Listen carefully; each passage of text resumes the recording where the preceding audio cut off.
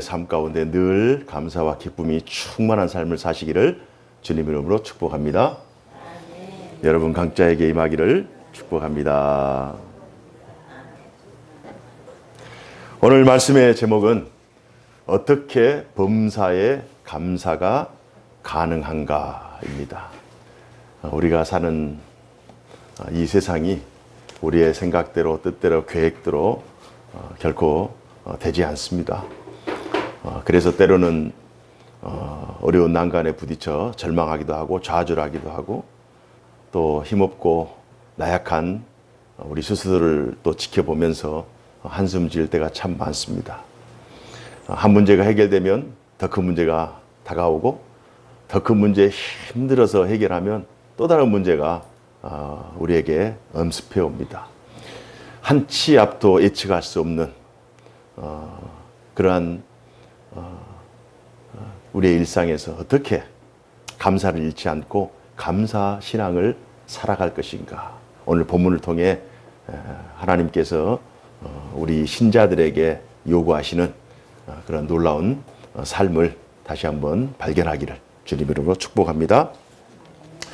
7월 첫 주는 맥주 감사 주일입니다. 맥주절은 유대 절기, 구약에 3대 절기가 있죠. 유월절, 칠칠절, 초막절, 이 3대 절기가 있습니다.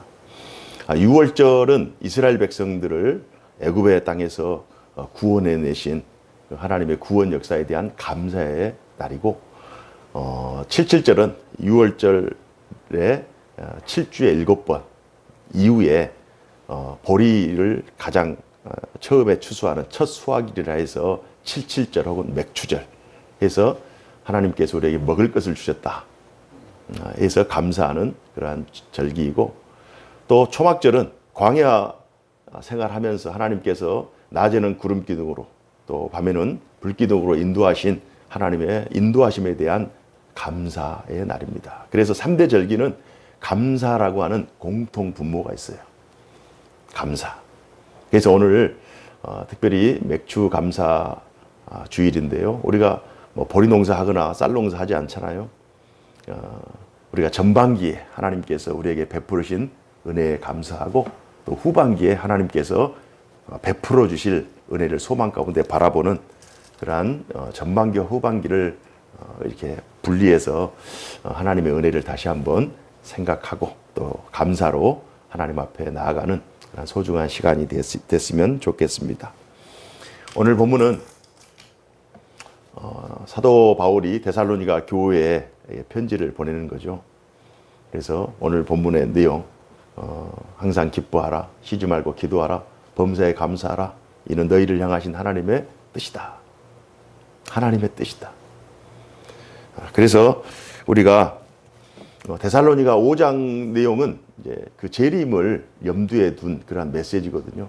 재림. 그러니까 하나도 어떻게 보면 재림의 정확한 시기라든지 어떤 정확한 징조에 대한 언급은 없습니다.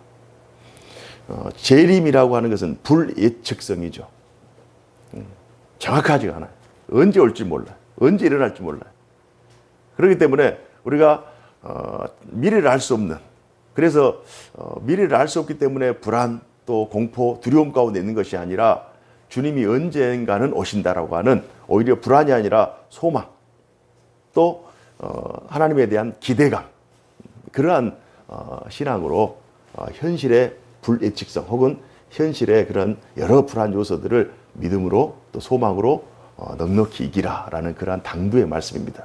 그래서 이 세 가지의 삶, 기쁨의 삶, 또 기도의 삶, 감사의 삶, 이 삶을 재림의 시기, 우리가 모든 육체의 고난과 또 슬픔과 또 염려, 모든 세상의 짐을 다 내려놓고 정말 주님이 기뻐하시는 영원한 안식, 또 영원한 평강의 나라로 가기 전에 우리 신자들의 자기 정체성과 또 우리의 믿음을 굳건하게 보호해주는, 또 신자의 삶을 넉넉하게 살아갈 수 있도록 우리를 지켜주는 그런 삶의 모습이 이 세 가지란, 세 가지 것을 추구하는, 또 세 가지 것에 열심을 내서 신앙생활을 하면 이 예측 불가한 이 시대 속에서 우리가 신앙생활을 온전히 할 수 있다. 이 세 가지가 바로 감사의 삶, 기도의 삶, 또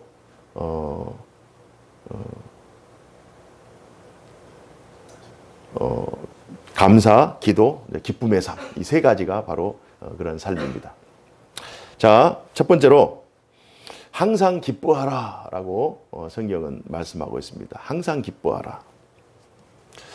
제가 주중에 어떤 한 프로를 봤는데요. 그 프로에 등장하는 인물이 혹시 그 야구선수 김병현이라는 야구선수 혹시 아시는지 모르겠습니다. 저도 이제 야구를 했으니까 또 투수잖아요. 김병현도 이제 언더핸드 투수거든요.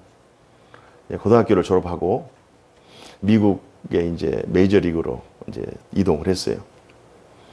얼마나 잘 던졌는지 미국의 이제 월드 시리즈 챔피언십에서 우승을 할 수 있을 정도로 탁월한 성적을 냈죠. 그의 나이가 20대 초반입니다. BK라고 하면서 지금도 아주 굉장히 애리조나에서 전설적인 인물로 자리 잡고 있죠. 20년이 지났어요. 20년이 지나서 이제 애리조나에서 이제 그 과거 선수들을 초청하는 그러한 행사들이 있어서 김병현 선수가 간 것 같아요. 그곳에서 이제 그 당시에 뛰었던 선수들도 만나고 감독도 만나고 또 스텝도 만나고 그러면서 즐거운 시간을 보냈는데 이 선수가 그라운드를 거니면서 과거 20년 전에 자신의 상황을 회상하면서 눈물을 펑펑 흘리는 거예요. 눈물을.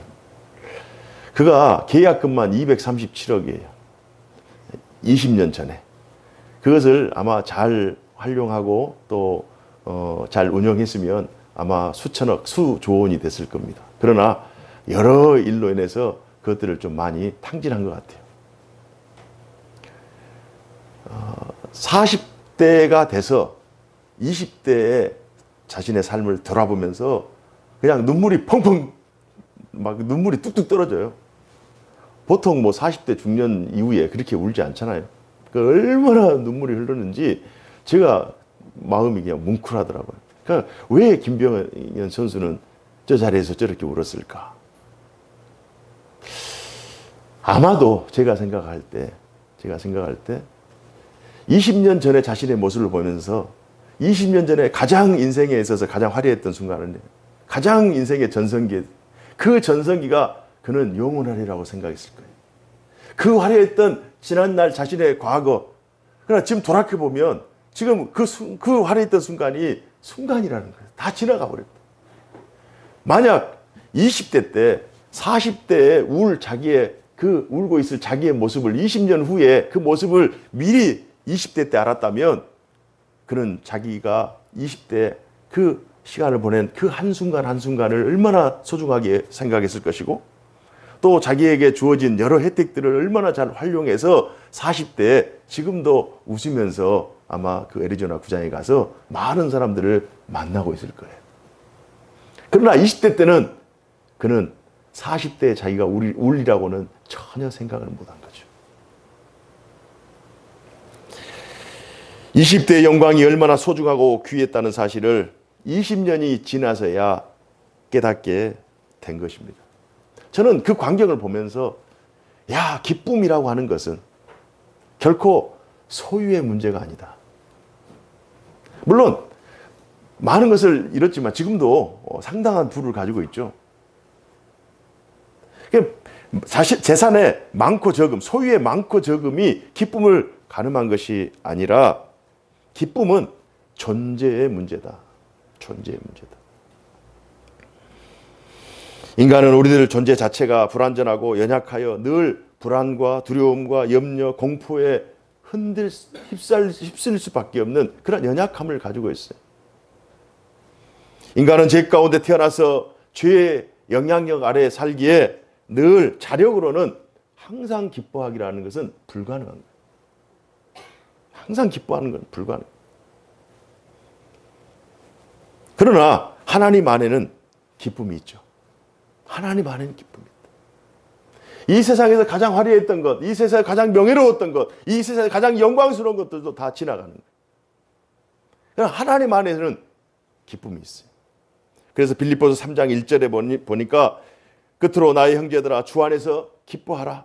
너희에게 같은 말을 쓰는 것이 내게는 수고로움이 없고 너희에게는 안전하니라. 기뻐하라. 주 안에서 기뻐하라. 빌립보서 4장 4절에도 주 안에서 항상 기뻐하라. 내가 다시 말하노니 기뻐하라. 그러니까 주 안에서 기뻐하라. 하나님 안에 있을 때 우리에게 기쁨이 있는 거예요. 신자는 참된 기쁨을 누릴 수 있는 존재예요. 그리고 누려야 되는 존재예요. 왜냐하면 우리가 가야 할 먼 미래를 미리 알고 기쁨을 소망 가운데 바라보며 살아갈 수 있는 유일한 존재이기 때문입니다.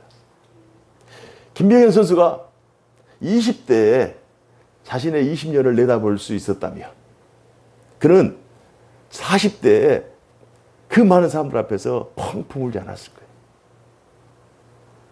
우리도 마찬가지입니다.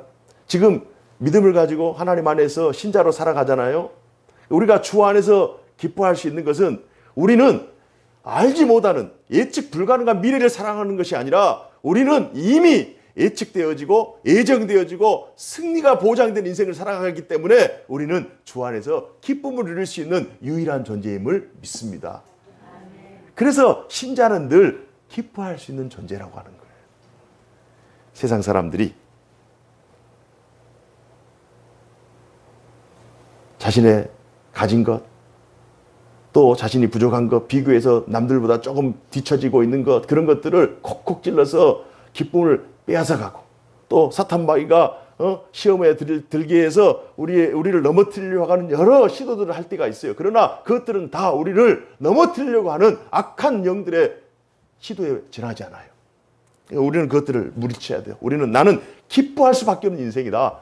하나님께서 나에게 기쁨을 주셨다. 나는 어떤 상황 속에서도 기쁨이 보장된 인생이다. 라고 하면서 주 안에서 기쁨을 선택해야 돼요. 그걸 위해서 주님이 우리를 창조해 주신 거예요. 그래서 항상 기뻐하라. 이 말씀은 이건 불가능한 말씀인데요. 이것이 아니라 항상 기뻐할 수밖에 없는 존재로 우리를 창조하셨다. 우리는 존재론적으로 기뻐할 수밖에 없는 존재라고 하는 이 사실을 하나님의 말씀을 의지해서 기쁨으로 세상의 염려도, 세상의 슬픔도, 세상의 두려움도 이걸 밀어내면서 승리의 삶을 사시기를 주님 이름으로 축복합니다. 항상 기뻐하라. 두 번째는요, 쉬지 말고 기도하라. 기도하라. 오늘 본문은 감사에 좀 더 초점이 맞춰졌습니다. 좀 더 감사할 때 자세히 하고요. 쉬지 말고 기도하라. 기도라고 하는 것은 하나님과의 교제권을 확보하라는 거예요. 기도라고 하는 것은 하나님과 대화하잖아요. 기도. 하나님과 대화하는 거예요. 그러니까 하나님과 늘 교제하는 거예요. 또 다른 방편으로 이 기도라고 하는 것은 영혼의 호흡입니다. 영혼의 호흡. 기도하지 않는 영혼은 숨을 쉴 수 없기 때문에 죽을 수밖에 없는 거죠.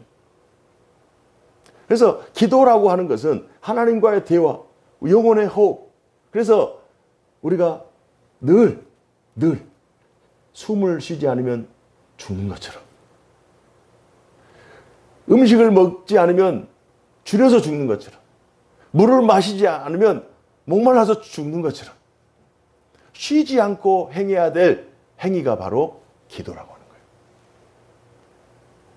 그래서 우리가 숨을 쉬지 않으면 죽는다는 걸 알아요. 음식을 먹지 않으면 죽는다는 걸 알아요. 물을 마시면 죽는다는 걸 알아요. 그걸 알고 있으면서도 하나님과 교제하지 않으면 죽는다고 하는 이 사실을 우리는 인정하지 않아요. 그러나 세상 사람들은 하나님과의 관계가 단절돼도 이미 그들의 영혼은 죽었기 때문에, 그들의 영혼은 이미 하나님과 단절 이 자체가 하나님과의 교제권에서 멀어졌기 때문에 그들의 영혼은, 육체는 살아있는 것 같지만 그들의 영혼은 죽어있는 거예요. 예수님께서 십자가에서 죽은 우리의 영혼을 살려주셨잖아요. 단절된 하나님과의 관계를 연결시켜 주셨잖아요. 그리스도 밖에 있었던, 하나님 밖에 있었던 우리를, 외인과 같은 우리를 하나님 안에서 하나님 나라 백성으로 삼아 주셨잖아요. 절망할 수밖에 없는 사람을 영원한 소망의 나라로 초청해 주셨잖아요. 그래서 우리에게 죽어있는 우리를 살려주셔서 새 생명 삼아 주셨어요. 그래서 우리는 호흡을 할 수 있죠. 영적 호흡을 할 수 있죠. 영적 음식, 영적 음료를 먹을 수 있죠. 하나님 안에서 새 삶을 살아갈 수 있죠. 그렇기 때문에 기도라고 하는 것은 영혼의 호흡이에요. 하나님과의 대화예요. 하나님과의 교제권을 끊임없이 쉬지 말고 확보하라는 거예요. 시간을 정해서 또 확보하고, 또 어떤 공간 속을 이동할 때도 확보하고, 어떤 상황 속에서도 확보하고, 모든 일에, 모든 순간에 하나님과의 교제권, 하나님과 연결되어진 하나님과의 교제권을 확보하라. 그래야 우리가 사는 거예요. 끊임없이 하나님의 공급의 은혜를 누려야 됩니다. 이 땅에 살아가는 모든 인간은 단 한순간도 주님의 공급하심의 은혜가 없이는 단 한순간도 살아갈 수 없는 연약함을 가지고 있어요. 주님이 공급하지 않으면 우리는 한순간도 살아갈 수 없어요. 그래서 쉬지 말고 기도해야 합니다. 자녀들이 부모가 공급하지 않으면 단 한순간도 살아갈 수 없잖아요. 그래서 주님의 공급하심, 주님의 동행하심, 그래서 우리의 필요를 하나님 앞에 구하는 거예요. 또 주님의 요청을 듣는 거예요. 이게 기도라고 하는 거예요. 이 기도를 어느 때는 하고 어느 때는 하지 않고가 아니라 일상에서 늘 모든 공간에서, 모든 영역에서 하나님과 교제권을 확보하는 것, 이것이 신자입니다. 세 번째로는 범사에 감사하라. 이 감사절에 저는 이 부분을, 이 말씀을 우리가 정말 깊이 마음에 새겼으면 좋겠어요. 범사에 감사하라. 이는 그리스도 예수 안에서 너희를 향하신 하나님의 뜻이다. 하나님의 뜻이라고 하는 것은 하나님의 의지이다는 거예요. 하나님의 뜻이다. 골로새서 3장 17절에 보니까요. 또 무엇을 하든지 말이나 일이나 다 주 예수의 이름으로 하고 그를 힘입어 하나님 아버지께 감사하라. 말이나 일이나 무엇을 하든지 다 주님의 힘을 입는 것처럼 하고 또 하나님 앞에 감사하는 삶을 살라는 거예요. 감사하는 삶. 범사에 감사하는 삶. 제가 오늘 설교를 준비하면서 제목을 여러분들에게 질문 형식으로 드렸어요. 어떻게 범사에 감사가 가능한가? 어떻게 범사에 감사가 가능한가? 늘 감사하십니까, 여러분? 힘든 일, 어려운 일, 낙심된 일, 슬픈 일, 좌절되고 내 뜻대로 안 되고 막히고 꺾이고 주저앉고 울고 싶고 정말 탄식할 수밖에 없는 그런 상황 속에서 어떻게 감사가 나오는가? 그래서 한번 생각해 봤어요. 어떻게 감사가 쉬지 않고 감사할 수 있지? 감사합니다, 감사합니다, 감사합니다를 100번 정도 하면 감사가 되나? 감사를 쇠뇌시켜서 감사할 수 있다면 아마 우리 한국 사람들은 부지런하기 때문에 한 100번, 1000번, 10,000번을 하더라도 아마 그걸 해낼 거예요. 지독한 사람들 있잖아요. 자기가 노력해서 감사를 얻을 수 있다면 아마 한국 사람들은 노력해서 감사를 얻을 수 있는 사람들이 많을 거예요. 어떻게 가능한가? 역시나 그리스도 안에서는 가능합니다. 그리스도 안에서 가능하다. 감사에는 두 종류가 있어요. 닫힌 감사와 열린 감사가 있습니다. 한번 생각해 보세요. 닫힌 감사. 닫힌 감사라고 하는 것은 조건부 감사예요. 조건부 감사. 어떤 조건이 되면 감사하고 어떤 조건이 부합되면 불평하는 거죠. 닫힌 감사라고 하는 것은 환경적 감사입니다. 내가 원하는 환경이 되면, 형편이 되면 감사하고 그러지 못하면 감사하지 않아요. 다친 감사라고 하는 것은 상황에 따라 달라지는 선택적 감사를 의미합니다. 선택해서 감사해. 항상 감사라고 하는 이 말 속에는, 범사의 감사라고 하는 이 말 속에는 다친 감사를 뛰어넘는 열린 감사, 항상 열려있는 감사, 다친 감사. 한번 생각해 보세요. 나는 어떤 조건이 합당할 때만 감사하는가? 나는 어떤 환경에서만 감사하는가? 나는 선택적으로만 감사하고 있는가? 한번 생각해 보시라. 이걸 뛰어넘어야 돼요. 뛰어넘어야 돼요. 범사의 감사, 범사 감사라고 하는 것은 열린 감사예요. 열린 감사. 열린 감사라고 하는 것은 어떠한 경우에도 하나님의 뜻을 발견하게 되며 항상 감사의 삶을 살아가는 것을 의미합니다. 어떤 상황 속에서도, 모든 상황 속에서도 하나님의 뜻을 발견하는, 그래서 하나님 앞에 감사로 나아가는, 이게 열린 감사예요.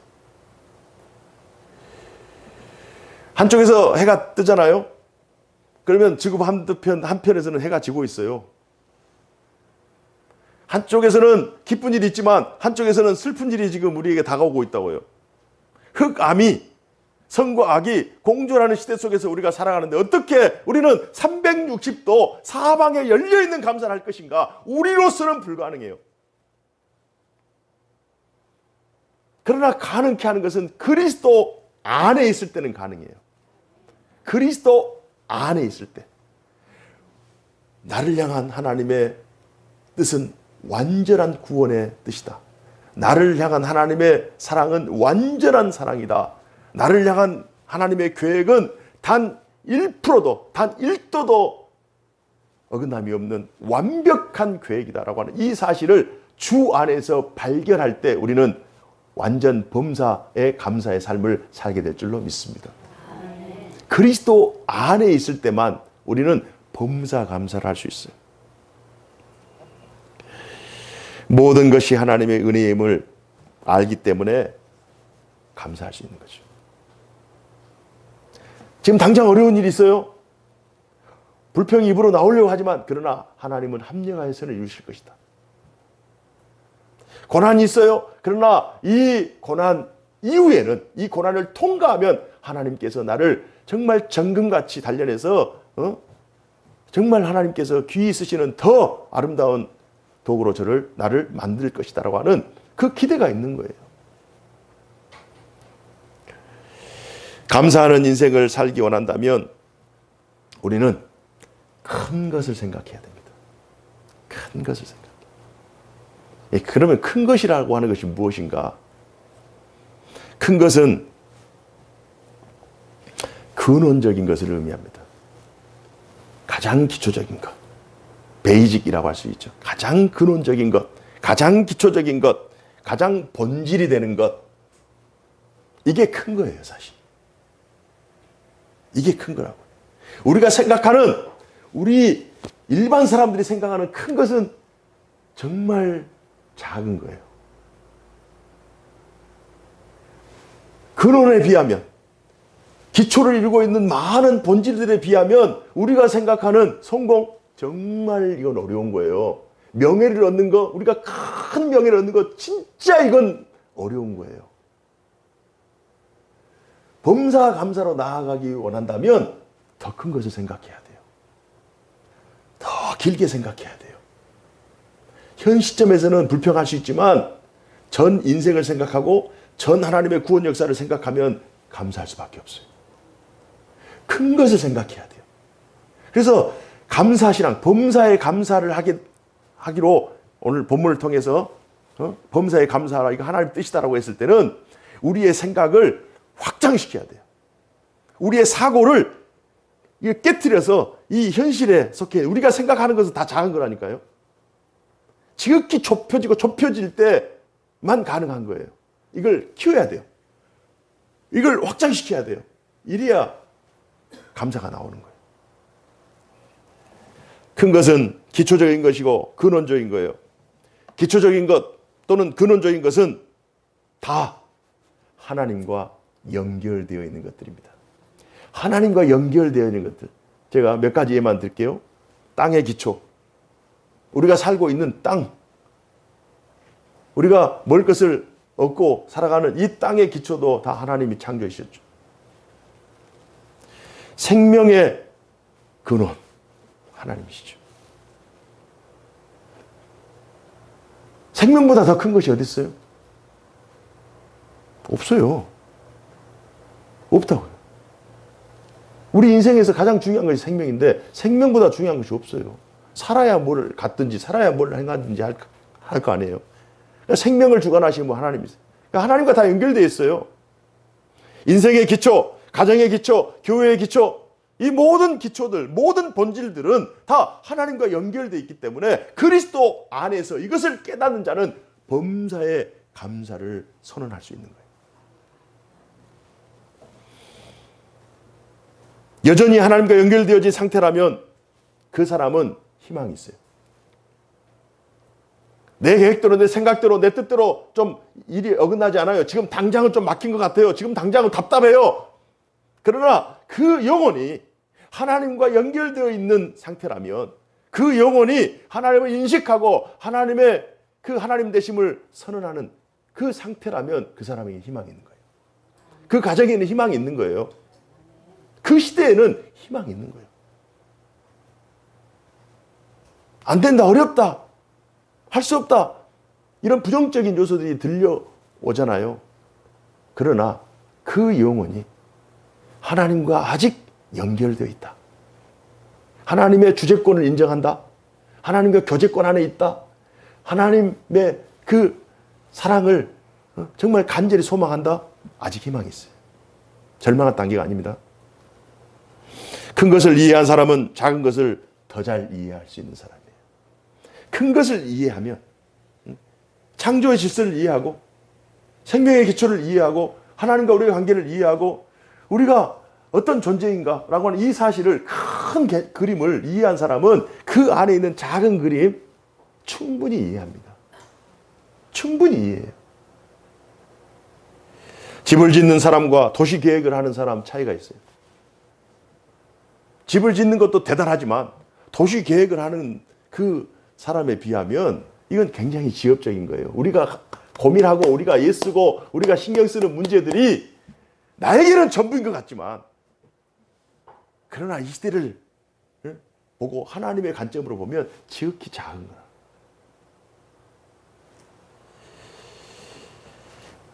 그래서 큰 그림을 봐야 돼요. 큰 그림. 제가 살고 있는 우리 집 근처가 도시 계획을 해서 새로 아주 그냥 그 택지를 다 조정해서 이제 그 마을이 이제 건축이 됐거든요. 그러면 한쪽에는 이제 아파트들이 막 세워질 거 아닙니까? 근데 한쪽에는 빌라 마을이 조성이 되는 거예요, 양쪽으로. 그래서 도시 계획을 잘 모르는 제 입장에서 아니 이 넓은 땅을 다 아파트를 세우면 더 많은 사람들이 입주하고 더 많이 살 텐데 왜 여기는 이렇게 한 3층, 4층에 딱 제한을 두고 이렇게 빌라 마을을 이렇게 만들까? 궁금했어요. 그래서 한번 찾아봤어요. 찾아봤더니 우리 일반 사람들은 집 짓는 사람들의 생각도 못 읽잖아요. 그러니까 집 짓는 사람들은 도시 계획을 하는 사람들의 마음을 못 읽어요. 봤더니 큰 빌딩과 이 아파트들과 아파트 사이에는 바람길이 있는 거예요. 바람길이 있어서 그 바람이 지나가는 자리를 낮은 빌라 마을로 만들어 놓은 거예요. 우리가 생각할 때는 도저히 바람길이 보이지 않는 길인데 어떻게 존재하나 이렇게 생각할 수 있겠지만 도시계획을 하는 사람들은 그걸 다 염두에 두고 그 모든 위치라든지 그 상황들을 다 세팅해서 계획대로 진행하고 있는 거예요. 우리도 마찬가지입니다. 우리의 인생길 내 기준으로 봐서는 난 이해가 안 돼. 내가 이 시점에 도무지 하나님 이해가 안 됩니다. 왜 저에게 왜 이런 아픔을, 왜 이런 고통을, 왜 이런 문제를, 왜 이런 시련을 주십니까? 왜 저에게만 이렇게 하십니까? 라고 하는 그 물음표가 얼마나 큰지 하나님이 안 보여요. 다들 건강한데 왜 나에게만? 다들 평안한데 잘 살고 있는 것 같은데 왜 저에게만? 라고 하는 그 물음표 때문에 하나님이 안 보일 때가 있어요. 그러나 그건 우리들의 기준에서 보는 것이고 이걸 확장시켜야 돼요. 하나님께서 평생 어렵게 했어요? 하나님께서 믿는 순간부터 지금까지 어려움만 주셨어요? 힘듦만 주셨어요? 아닙니다. 우리가 상상할 수 없는, 우리가 예측 불가능한 그런 상황 속에서 하나님께서 가장 아름다운 길로, 가장 선한 길로 인도해 주셨어요. 내가 해결하지 못할 일들은 주님이 다 해결해 주신 거예요. 범사에 감사할 수 있는 것은 크게 생각하고 하나님 안에서 생각하고 그리스도 안에서 생각하고 그러면 범사 신앙을 할 수가 있는 거예요. 내 기준을 뛰어넘어야 돼요. 내 생각을 뛰어넘어야 돼요. 하나님 안에서 생각하고 범사에 하나님께서 나를 향한 또 우리 가정을 향한 우리를 향한 하나님의 놀라운 뜻과 계획이 있다. 하나님은 완전하신 분이시다. 하나님은 전능하신 분이시다. 하나님은 능치 못함이 없는 분이시다. 그래서 없는 것을 있게 하신 것이 창조 역사잖아요. 죽은 것을 살린 것이 부활의 역사잖아요. 하나님은 창조와 부활의 역사를 지금도 이 시대에도 진행하고 있는 줄로 믿습니다. 이 사실을 확실하면 우리는 눈에 보이는 것이 잠깐이라는 거예요. 눈에 보이는 것을 통과하면 그 이면에는 엄청난 하나님의 은혜가 있는 줄로 믿습니다. 잘 참는 것. 20년 전에 김병현이가 20년 후를 내다볼 수 있는 안목이 있었다면 그는 미국까지 가서 그 눈물을 펑펑 흘리지 않았을 거예요. 우리가 가지고 있는 장점이 뭡니까? 우리는 보장받는 미래를, 우리의 미래를 정확히 알고 있어요. 우리는 천국 갈 사람들이고 우리는 영원한 안식을 누릴 사람들이고 영생 복락을 누릴 사람들이에요. 잠시 있을 우리의 고난, 잠시 있는 우리의 고난이 우리를 좌지우지하지 못해요. 속지 마세요. 흔들리지 마세요. 그래서 항상 기뻐하라, 쉬지 말고 기도하라, 범사에 감사하라. 이런 그리스도 예수 안에서 너희를 향한 하나님의 뜻이다. 하나님의 의지다. 그래서 기쁨의 삶, 기도의 삶, 감사의 삶을 통해서 신자가 신자다워지는 거예요. 교회가 교회다워지는 거예요. 신자의 가정이 모든 고난과 역경을 넉넉히 이겨낼 수 있는 거예요. 이러한 삶을 통해 신자는 신자다워지고 믿음이 굳건해지고 끝까지 진리의 삶을 살 수 있게 되는 줄로 믿습니다. 이제 전반기가 지나가고 하반기가 시작되었습니다. 주님과의 아름다운 연결을 통해서 정말 행복한 삶, 신앙생활이 행복해야 되잖아요. 우리의 삶이 행복해야 되잖아요.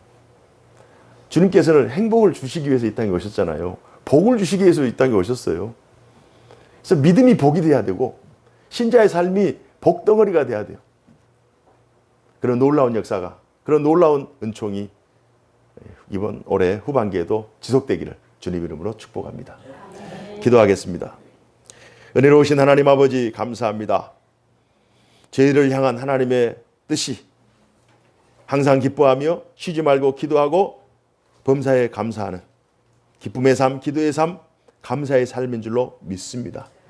어떤 어려운 환경 속에서도 어떤 슬픔의 여건 속에서도 또 불안과 두려움과 공포의 상황 속에서도 우리가 오늘 말씀을 의지해서 우리는 늘 기쁨의 삶, 기도의 삶, 감사의 삶을 살아갈 수밖에 없는 그러한 특별한 존재라고 하는 사실을 인식하며 하반기에도 보다 행복하고 주님을 기쁘시게 하며 우리 안에 놀라운 은혜와 평강이 충만한 복된 인생 사는 저희들 되게 하여 주옵소서. 그 은혜가 개인, 가정, 교회에 충만할 수 있도록 주님 역사하여 주시옵소서. 성령님 도와 주시옵소서. 주 예수 그리스도 이름으로 기도하옵나이다. 아멘.